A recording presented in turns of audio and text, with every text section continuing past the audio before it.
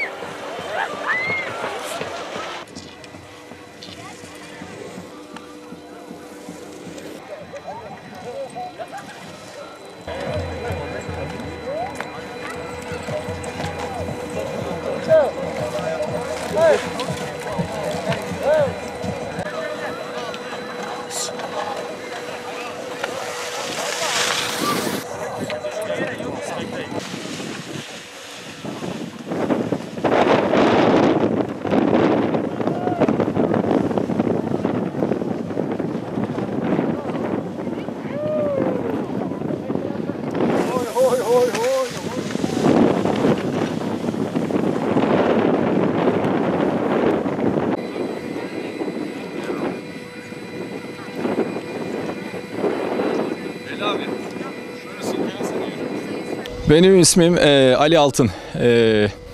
Aydın Kuyucak'ta, Kuyucak ilçesinde öğretmenim. Fotoğraf hobimiz var. Fotoğraf bahanesiyle Türkiye'nin çeşitli illerini geziyoruz.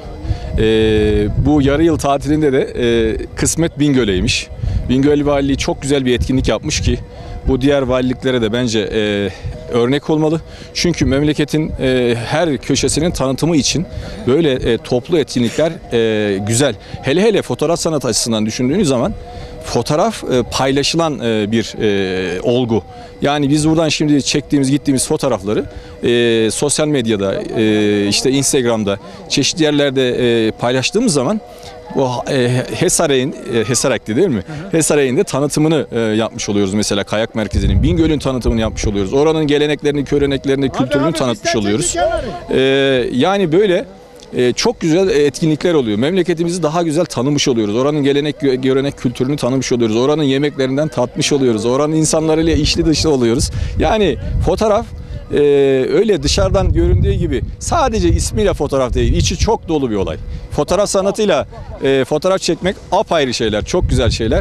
Biz bunun şu anda tadını çıkarıyoruz. Teşekkür ediyoruz Bingöl Valiliğine ve bu etkinliği düzenleyen arkadaşlara.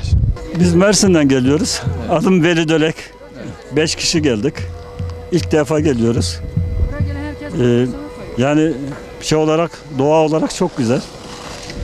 İnşallah baharda da geliriz. Ya çok güzel, iyi. Köylere gittik. 2 gün köylerde dolaştık. Yüzen adalara gittik. Orası da çok güzeldi.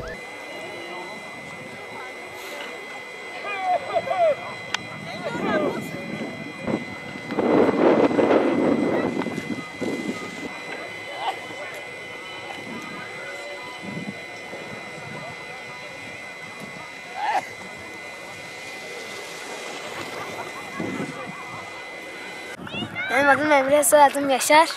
Nereden geldiniz? Gençten. Evet. Bak için geldim. Evet. Okullar tatil oldu, biz bir eğlenceyi değerlendiriyoruz. Hevesimizi heves yaşıyoruz işte. 4-5 kere gelmişim.